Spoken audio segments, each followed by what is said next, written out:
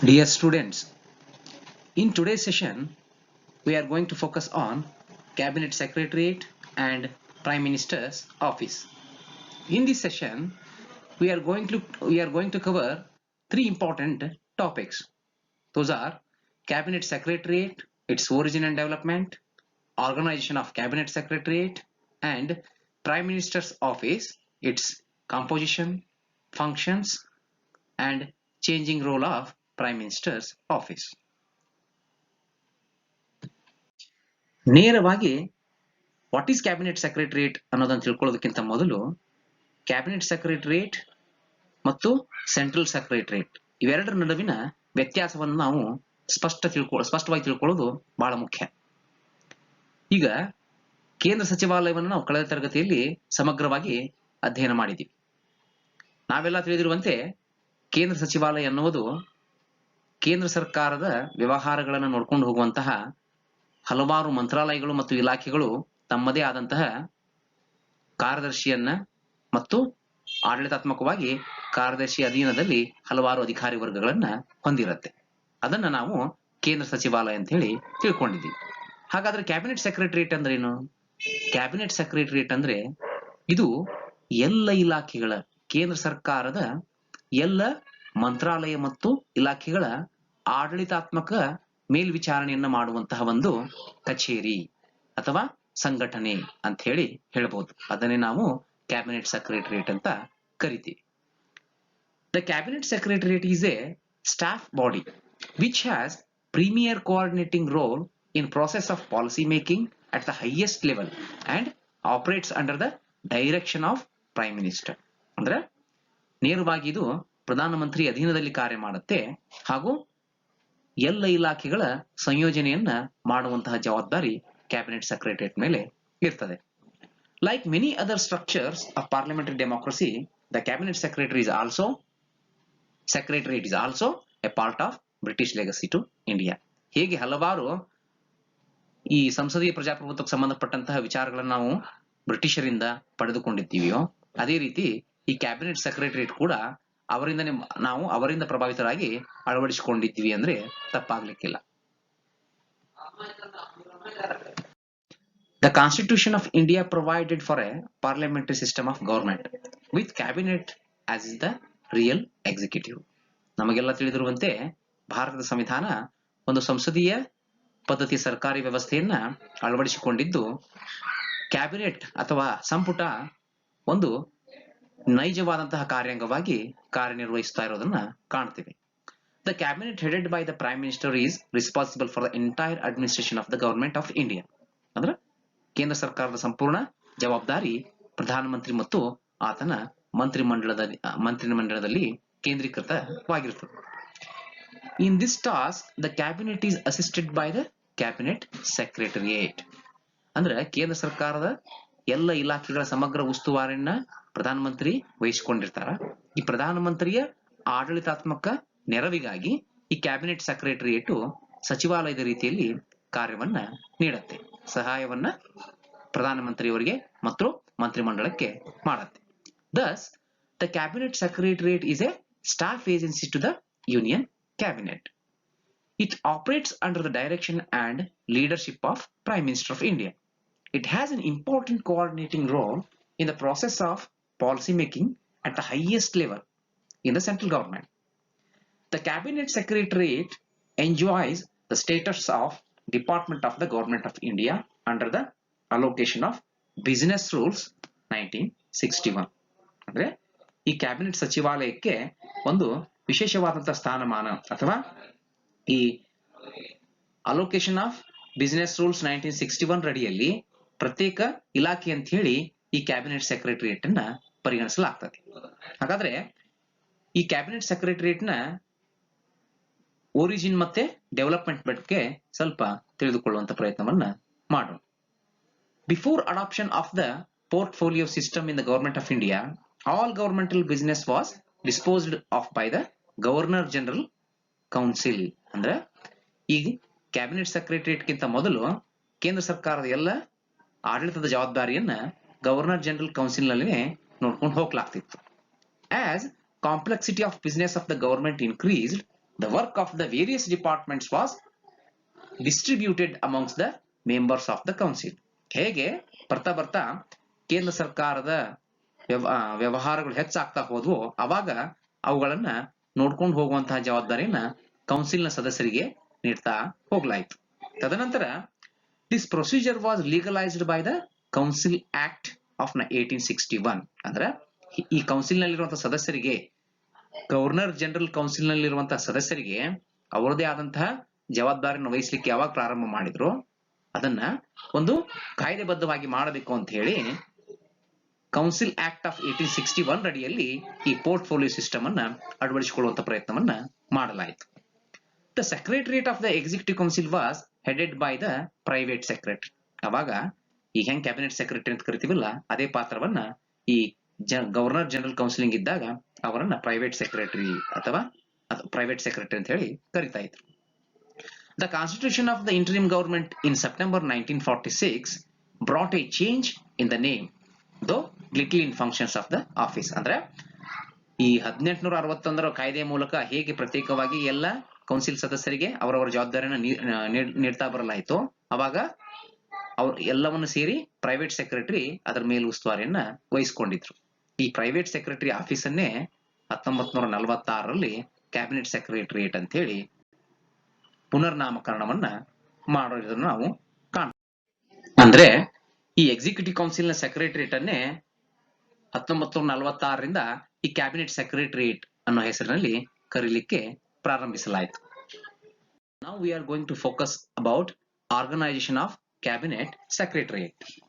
The cabinet secretariat is headed by the prime minister, who is assisted by a cabinet secretary and other secretariat staff. ಅಂದ್ರೆ ಈ cabinet secretariat ಪ್ರಧಾನಮಂತ್ರಿಯ ನೇತೃತ್ವದಲ್ಲಿ ಅವರಿಗೆ ಸಹಾಯಕ್ಕಾಗಿರುವಂತಹ ಒಂದು ಸಚಿವಾಲಯ ಅಂತ ಹೇಳಿ ಹೇಳ್ಬಹುದು. ಇದು ತನ್ನದೇ ಆದಂತಹ ಸಿಬ್ಬಂದಿ ವರ್ಗವನ್ನ ಹೊಂದಿರುತ್ತೆ. ಹಾಗಾದ್ರೆ what is the organisation structure of cabinet secretariat ಅನ್ನೋದನ್ನ ನೋಡೋಣ. The cabinet secretariat is organised in 3 wings: the main civil wing, the military wing, and the intelligence wing. Then what are the roles which is carried by the main civil wing? Let us understand. The main civil wing is the institutional machinery through which the cabinet secretary provides the secretarial service to the cabinet and its committees. ಅಂದ್ರೆ main civil wing ನ ಜವಾಬ್ದಾರಿ ಏನಪ್ಪಾ ಅಂತಂದ್ರೆ ಈ cabinet ಸಚಿವಾಲಯಕ್ಕೆ ಸಂಬಂಧಪಟ್ಟಂತ ಎಲ್ಲ ಆಡಳಿತಾತ್ಮಕ ಕೆಲಸ ಕಾರ್ಯಗಳನ್ನ ನೋಡ್ಕೊಂಡು ಹೋಗ್ಲಿಕ್ಕೆ ಸಿಬ್ಬಂದಿಗಳನ್ನ, ಅಧಿಕಾರಿ ವರ್ಗಗಳನ್ನು ಒದಗಿಸುವಂತಹ ಒಂದು ವ್ಯವಸ್ಥೆಯನ್ನ ನಾವು ದ ಮೇನ್ ಸಿವಿಲ್ ವಿಂಗ್ ಅಲ್ಲಿ ನೋಡ್ತೇವೆ. ಅದೇ ರೀತಿ ಇದು it also provides secretarial service to the committees of secretaries which function under the chairmanship of the cabinet secretary. ಅಂದ್ರೆ ಕ್ಯಾಬಿನೆಟ್ ಸೆಕ್ರೆಟರಿ ಅಥವಾ ಕ್ಯಾಬಿನೆಟ್ ಸೆಕ್ರೆಟರಿ ಅಧೀನದಲ್ಲಿ ನಡೆಯುವಂತಹ ಎಲ್ಲ ಕೆಲಸ ಕಾರ್ಯಗಳನ್ನ ನೋಡ್ಕೊಂಡು ಹೋಗುವಂತಹ ಒಂದು ಜವಾಬ್ದಾರಿಯನ್ನ ಈ ಮೇನ್ ಸಿವಿಲ್ ವಿಂಗು ಮಾಡತ್ತೆ ಅಂತ ಹೇಳಿ ಹೇಳ್ಬೋದು. Now the second wing, that is the military wing.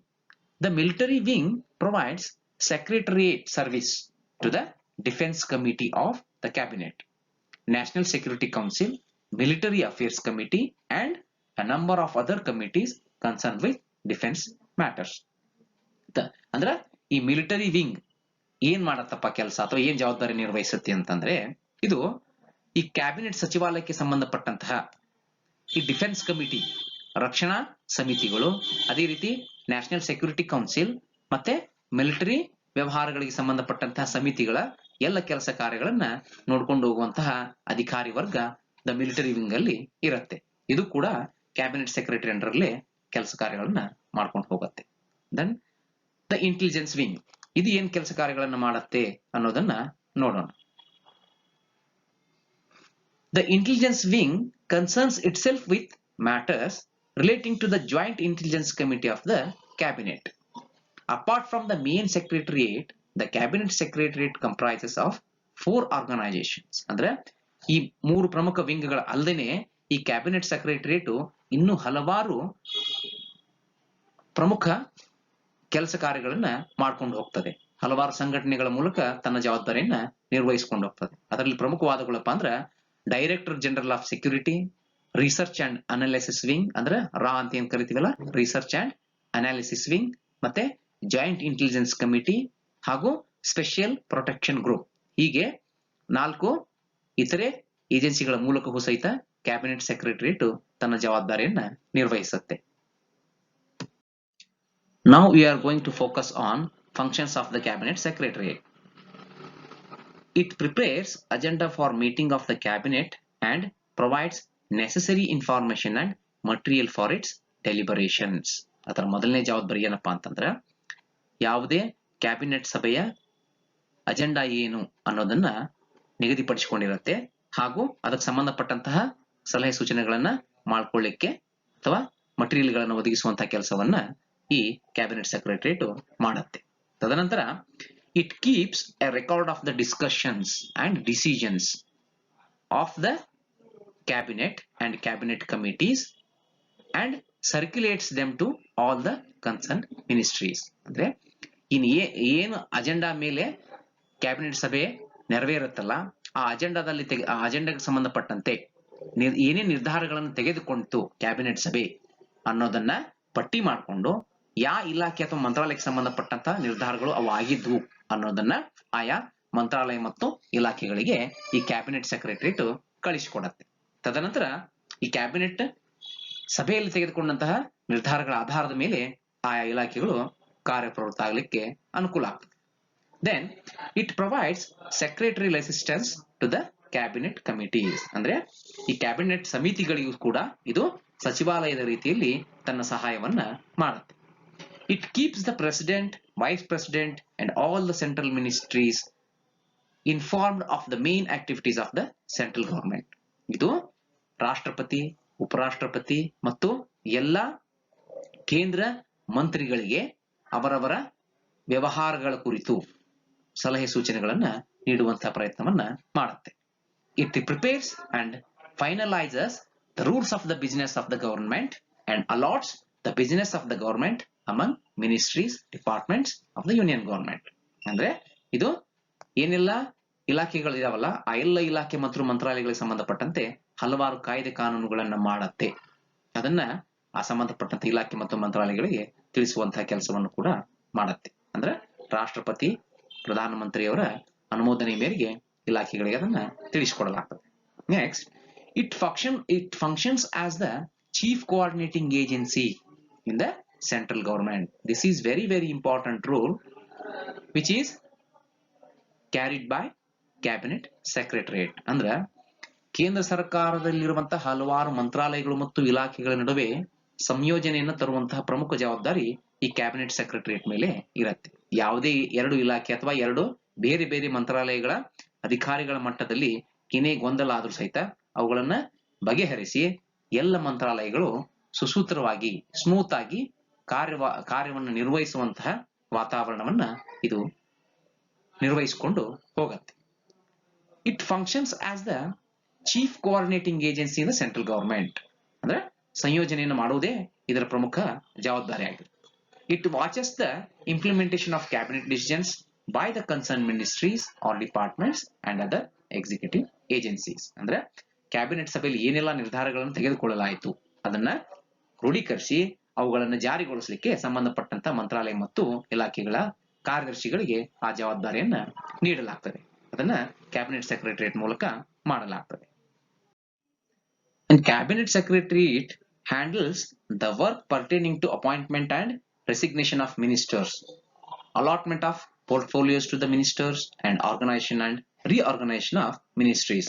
ಅಂದ್ರೆ ಈ ಕ್ಯಾಬಿನೆಟ್ ಸೆಕ್ರೆಟರಿಯೇಟ್ ಈ ಪ್ರಧಾನಮಂತ್ರಿಯು ಬೇರೆ ಬೇರೆ ಸಚಿವರುಗಳಿಗೆ ಮಂತ್ರಾಲಯಗಳನ್ನು ಹಂಚಿಕೆ ಮಾಡುವುದಾಗಿರ್ಬೋದು, ಅವುಗಳನ್ನ ಬದಲಾವಣೆ ಮಾಡುವುದಾಗಿರ್ಬೋದು, ಅಥವಾ ಯಾವ್ದಾದ್ರು ಸಚಿವರು ರಾಜೀನಾಮೆಯನ್ನು ನೀಡಿದ್ರ ಆ ಎಲ್ಲಾ ಕೆಲಸಕ್ಕೆ ಸಂಬಂಧಪಟ್ಟಂತ ಜವಾಬ್ದಾರಿಯನ್ನ ಈ ಕ್ಯಾಬಿನೆಟ್ ಸೆಕ್ರೆಟರಿಯೇಟ್ ನಿರ್ವಹಿಸಿಕೊಂಡು ಹೋಗ್ತದೆ. ಇಲ್ಲಿಯವರೆಗೆ ನಾವು ಕ್ಯಾಬಿನೆಟ್ ಸೆಕ್ರೆಟರಿಯೇಟ್, ಕ್ಯಾಬಿನೆಟ್ ಸಚಿವಾಲಯದ ರಚನೆ ಮತ್ತು ಅಧಿಕಾರ ಹಾಗೂ ಕಾರ್ಯಗಳ ಬಗ್ಗೆ ತಿಳಿದುಕೊಂಡಿದ್ದೇವೆ. ಈಗ ನಾವು ಕ್ಯಾಬಿನೆಟ್ ಸೆಕ್ರೆಟರಿ ಅಥವಾ ಕ್ಯಾಬಿನೆಟ್ ಕಾರ್ಯದರ್ಶಿಯ ಪಾತ್ರ ಏನು, ಮತ್ತು ಅವರ ಅಧಿಕಾರ ಮತ್ತು ಕಾರ್ಯಗಳು ಏನು ಅನ್ನೋದನ್ನ ಗಮನಿಸೋಣ. A cabinet secretary is the head of the cabinet secretariat. ಅಂದ್ರೆ ಕ್ಯಾಬಿನೆಟ್ ಸಚಿವಾಲಯದ ಆಡಳಿತಾತ್ಮಕ ಮುಖ್ಯಸ್ಥರಾಗಿ ಕ್ಯಾಬಿನೆಟ್ ಕಾರ್ಯದರ್ಶಿ ಜವಾಬ್ದಾರಿಯನ್ನ ನಿರ್ವಹಿಸ್ತಾರೆ. He succeeded the secretary to the governor general's executive. ಅಂದ್ರೆ ಗವರ್ನರ್ ಜನರಲ್ಸ್ ಎಕ್ಸಿಕ್ಯೂಟಿವ್ ನ ಆಡಳಿತಾತ್ಮಕ ಮುಖ್ಯಸ್ಥರೇ ಕ್ಯಾಬಿನೆಟ್ ಸೆಕ್ರೆಟರಿ ಆಗಿ ಮಾರ್ಪಾಡು ಆಗಿದ್ದನ್ನ ನಾವು ಕಾಣ್ತೀವಿ. He is the senior most civil servant in India. ಅಂದ್ರೆ ಈ ಕೇಂದ್ರ ನಾಗರಿಕ ಸೇವೆಯಲ್ಲಿಯೇ ಅತ್ಯಂತ ಹಿರಿಯರಾದವರು ಈ ಕ್ಯಾಬಿನೆಟ್ ಸೆಕ್ರೆಟರಿ ಆಗಿರ್ತಾರೆ ಅಂತ ಹೇಳಿ ನಾವು ತಿಳ್ಕೊಬೇಕಾಗ್ತದೆ.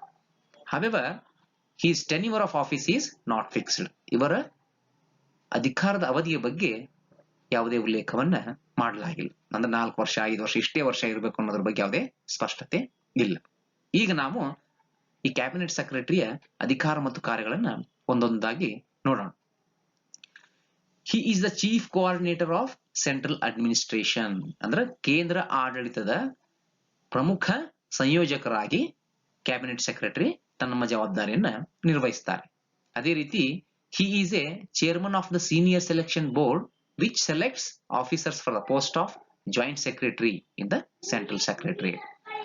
ಕೇಂದ್ರ ಸಚಿವಾಲಯಕ್ಕೆ ಸಂಬಂಧಪಟ್ಟಂತೆ ಎಲ್ಲ ಮಂತ್ರಾಲಯ ಮತ್ತು ಇಲಾಖೆಗಳಿಗೆ ಈ ಜಂಟಿ ಕಾರ್ಯದರ್ಶಿಗಳನ್ನ ನೇಮಿಸುವಂತಹ ನೇಮಕ ಮಂಡಳಿಯ ಅಧ್ಯಕ್ಷರಾಗಿಯೂ ಈ ಕ್ಯಾಬಿನೆಟ್ ಸೆಕ್ರೆಟರಿ ತಮ್ಮ ಜವಾಬ್ದಾರಿಯನ್ನ ನಿರ್ವಹಿಸ್ತಾರೆ. Then he himself selects the officers for the post of secretary and additional secretary in the central secretariat.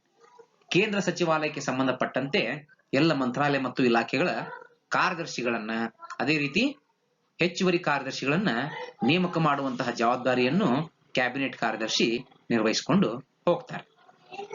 He is the chairman of the committee of secretaries on administration which is set up to resolve interministerial disputes. ಅಂದ್ರೆ ಮಂತ್ರಾಲಯಗಳ ನಡುವಿನ ಆಡಳಿತಾತ್ಮಕ ಗೊಂದಲಗಳನ್ನ ಸಮಸ್ಯೆಗಳನ್ನು ಬಗೆಹರಿಸುವಂತಹ ಸಮಿತಿಯ ಅಧ್ಯಕ್ಷರಾಗಿಯೂ ಸಹಿತ ಕಾರ್ಯದರ್ಶಿಗಳ ಸಮಿತಿಯ ಅಧ್ಯಕ್ಷರಾಗಿಯೂ ಈ cabinet secretary ತಮ್ಮ ಪಾತ್ರವನ್ನ ನಿರ್ವಹಿಸ್ತಾರೆ. ಅದೇ ರೀತಿ he presides over the conference of chief secretaries which is held annually. ಅಂದ್ರೆ ಎಲ್ಲ ರಾಜ್ಯಗಳಿಗೂ ಆಡಳಿತಾತ್ಮಕ ಮುಖ್ಯಸ್ಥರಾಗಿ ಒಬ್ಬೊಬ್ಬ ಮುಖ್ಯ ಕಾರ್ಯದರ್ಶಿ ರಾಜ್ಯಗಳ ಉಸ್ತುವಾರಿಯನ್ನ ವಹಿಸಿಕೊಂಡಿರ್ತಾರೆ. ಹೀಗೆ ಎಲ್ಲ ರಾಜ್ಯಗಳ ಮುಖ್ಯ ಕಾರ್ಯದರ್ಶಿಗಳ ಸಭೆಯಲ್ಲಿ ಅಥವಾ ಸಭೆಯ ಅಧ್ಯಕ್ಷರಾಗಿಯೂ ಕ್ಯಾಬಿನೆಟ್ ಕಾರ್ಯದರ್ಶಿ ತಮ್ಮ ಪಾತ್ರವನ್ನ ನಿರ್ವಹಿಸ್ತಾರೆ. ಅದೇ ರೀತಿ he acts as a chief advisor to the prime minister on all aspects of administration and policy. ಅಂದ್ರೆ ಪ್ರಧಾನಮಂತ್ರಿಯ ಆಡಳಿತಾತ್ಮಕ ವಿಷಯಗಳಿಗೆ ಸಂಬಂಧಪಟ್ಟಂತೆ ಎಲ್ಲ ಆಡಳಿತಾತ್ಮಕ ಮತ್ತು ನೀತಿ ಯೋಜನೆಗಳ ಕುರಿತು ಪ್ರಧಾನ ಸಲಹೆಗಾರರಾಗಿ ಈ ಕ್ಯಾಬಿನೆಟ್ ಸೆಕ್ರೆಟರಿ ಕಾರ್ಯವನ್ನ ನಿರ್ವಹಿಸ್ತಾರೆ. ಅದೇ ರೀತಿ he acts as a link between the prime minister's office and various administrative agencies and also between the civil service and the political system. ಇವರು ಪ್ರಧಾನಮಂತ್ರಿ ಕಚೇರಿ ಮತ್ತು ಇತರೆ ಹಲವಾರು ಕೇಂದ್ರ ಸರ್ಕಾರದ ಕಚೇರಿಗಳಾಗಿರ್ಬೋದು, ರಾಜ್ಯ ಸರ್ಕಾರ ಮತ್ತು ಕೇಂದ್ರ ಸರ್ಕಾರದೊಂದಿಗಿನ ಸಂಬಂಧಗಳಿಗೆ ಸಂಬಂಧಪಟ್ಟಂತಹ ವ್ಯವಹಾರಗಳಾಗಿರ್ಬೋದು, ಎಲ್ಲಕ್ಕೂ ಸಂಬಂಧಪಟ್ಟಂತೆ ಸಂಯೋಜಕರಾಗಿ ತಮ್ಮ ಪಾತ್ರವನ್ನ ನಿಭಾಯಿಸ್ತಾರೆ. ಯಾರು? Cabinet secretary. ಕ್ಯಾಬಿನೆಟ್ ಸೆಕ್ರೆಟರಿಯ ಪಾತ್ರ ಮತ್ತು ಅವರ ಅಧಿಕಾರ ಮತ್ತು ಕಾರ್ಯಗಳನ್ನು ತಿಳಿದುಕೊಂಡ ನಂತರ ನಾವು we are going to discuss about Prime Minister's Office or PMO. Prime Minister's Office is a staff agency assisting the Prime Minister in the efficient discharge of his role, functions and responsibilities. ಅಂದ್ರೆ ಪ್ರಧಾನಮಂತ್ರಿ ತನ್ನ ಜವಾಬ್ದಾರಿಯನ್ನ ಸಮರ್ಪಕವಾಗಿ ನಿರ್ವಹಿಸಿಕೊಂಡು ಹೋಗ್ಲಿಕ್ಕೆ ಬೇಕಾದಂತಹ ಎಲ್ಲ ಆಡಳಿತಾತ್ಮಕ ಸಲಹೆಗಳನ್ನ ಈ ಪ್ರಧಾನಮಂತ್ರಿ ಕಚೇರಿ ಮಾಡುತ್ತೆ. It plays an important role in the process of decision making at the top level in the government of India. ಅಂದ್ರೆ ಕೇಂದ್ರ ಸರ್ಕಾರದ ಉನ್ನತ ನಿರ್ಧಾರಗಳನ್ನ, ಅತ್ಯಂತ ಪ್ರಮುಖ ನಿರ್ಧಾರಗಳನ್ನ ತೆಗೆದುಕೊಳ್ಳುವಲ್ಲಿ ಇದು ತನ್ನದೇ ಆದಂತಹ ಪಾತ್ರವನ್ನ ನಿರ್ವಹಿಸುತ್ತೆ. However, it is an extra constitutional body. ಅಂದ್ರೆ ನಮ್ಮ ಸಂವಿಧಾನಬದ್ಧವಾದಂತಹ ಒಂದು ಸಂಸ್ಥೆ ಅಲ್ಲ, ಇದು ಸಂವಿಧಾನೇತರ ಸಂಸ್ಥೆಯಾಗಿ ತನ್ನ ಜವಾಬ್ದಾರಿಯನ್ನ ನಿರ್ವಹಿಸುತ್ತೆ ಅನ್ನೋದನ್ನ ನಾವಿಲ್ಲಿ ಗಮನಿಸಬೇಕಾಗ್ತದೆ. The PMO enjoys the status of Department of the Government of India under the allocation of business rules. ಅಂದ್ರೆ ಈ ಕೇಂದ್ರ ಸರ್ಕಾರದ ವ್ಯವಹಾರಗಳ ಹಂಚಿಕೆ ಕಾಯ್ದೆ 1961ರ ಅಡಿಯಲ್ಲಿ ಈ ಪ್ರಧಾನಮಂತ್ರಿ ಕಚೇರಿಯನ್ನ ಒಂದು ಪ್ರತ್ಯೇಕವಾದಂತಹ ಇಲಾಖೆಯ ಸ್ಥಾನಮಾನವನ್ನ ಇದಕ್ಕೆ ನೀಡಲಾಗಿದೆ.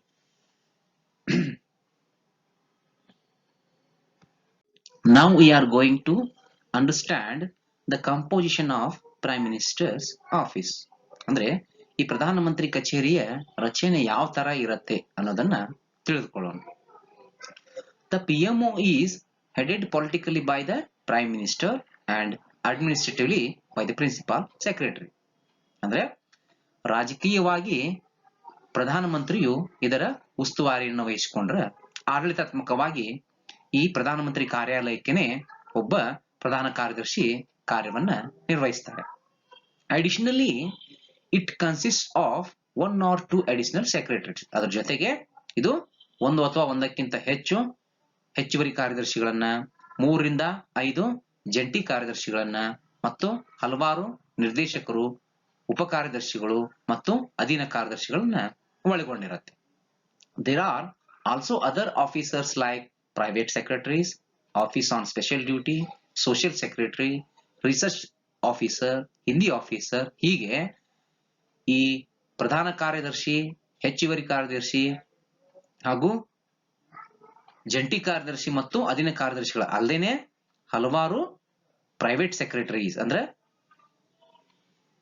ಖಾಸಗಿ ಕಾರ್ಯದರ್ಶಿಗಳು ಅಥವಾ ಅವರ ವೈಯಕ್ತಿಕ ಕಾರ್ಯದರ್ಶಿಗಳು, ಅದೇ ತರ ಆಫೀಸರ್ಸ್ ಅಂದ್ರೆ ವಿಶೇಷ ಕರ್ತವ್ಯಾಧಿಕಾರಿಗಳು, ಸೋಷಿಯಲ್ ಸೆಕ್ರೆಟರಿ ಸಾಮಾಜಿಕ ಕಾರ್ಯದರ್ಶಿಗಳು, ಹೀಗೆ ಹಲವಾರು ಸಿಬ್ಬಂದಿ ವರ್ಗಗಳನ್ನು ನಾವು ಪ್ರಧಾನಮಂತ್ರಿ ಕಚೇರಿ ಹೊಂದಿರುತ್ತೆ ಅನ್ನೋದನ್ನ ಅರ್ಥ ಮಾಡ್ಕೋಬೇಕು.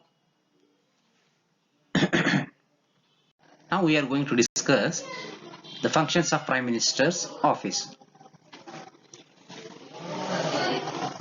Assisting the Prime Minister in respect of his overall responsibilities as head of the government, like maintaining liaison with central ministries and departments and the state governments. ಅಂದ್ರೆ ಪ್ರಧಾನಮಂತ್ರಿಯ ಜವಾಬ್ದಾರಿಗೆ ಸಂಬಂಧಪಟ್ಟಂತ ಎಲ್ಲ ವ್ಯವಹಾರಗಳನ್ನ ಈ ಪ್ರಧಾನಮಂತ್ರಿ ಕಚೇರಿ ಅಥವಾ ಪ್ರಧಾನಮಂತ್ರಿ ಕಾರ್ಯಾಲಯ ನೋಡ್ಕೊಂಡು ಹೋಗುತ್ತೆ. Helping the Prime Minister in respect of his responsibilities. ಉದಾಹರಣೆಗೆ ನೀತಿ ಆಯೋಗ ಮತ್ತೆ ರಾಷ್ಟ್ರೀಯ ಅಭಿವೃದ್ಧಿ ಮಂಡಳಿ ಇವುಗಳಿಗೆ ಸಂಬಂಧಪಟ್ಟಂತೆ ಪ್ರಧಾನಮಂತ್ರಿಯು ಅಧ್ಯಕ್ಷರಾಗಿ ಕಾರ್ಯನಿರ್ವಹಿಸ್ತಾರೆ.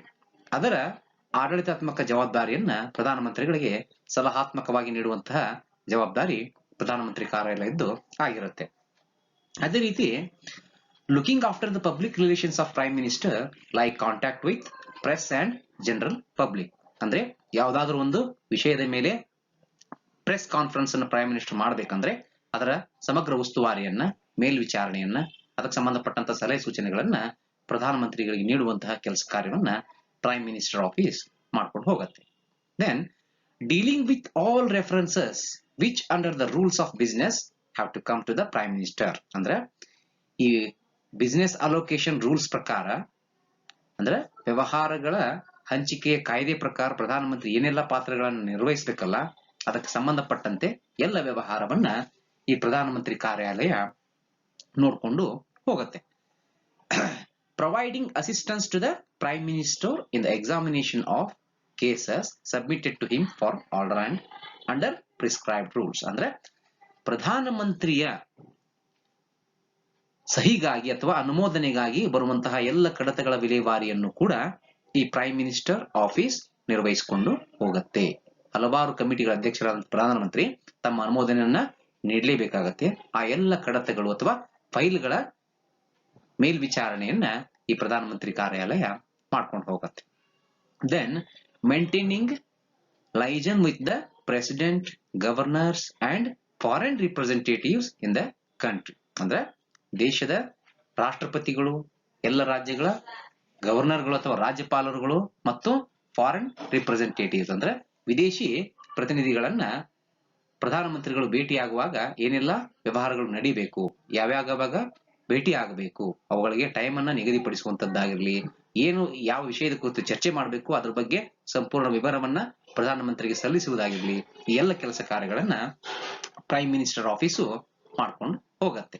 ಅದೇ ರೀತಿ ಒಟ್ಟಾರೆಯಾಗಿ ಈ ಪ್ರಧಾನಮಂತ್ರಿ ಕಾರ್ಯಾಲಯ ಒಂದು ಥಿಂಕ್ ಟ್ಯಾಂಕ್ ಆಗಿ ಕಾರ್ಯವನ್ನ ನಿರ್ವಹಿಸುತ್ತೆ. ಪ್ರಧಾನಮಂತ್ರಿಯ ಥಿಂಕ್ ಟ್ಯಾಂಕ್ ಆಗಿ ಈ ಪ್ರಧಾನಮಂತ್ರಿ ಕಾರ್ಯಾಲಯ ತನ್ನ ಜವಾಬ್ದಾರಿಯನ್ನ ನಿರ್ವಹಿಸಿಕೊಂಡು ಹೋಗುತ್ತೆ.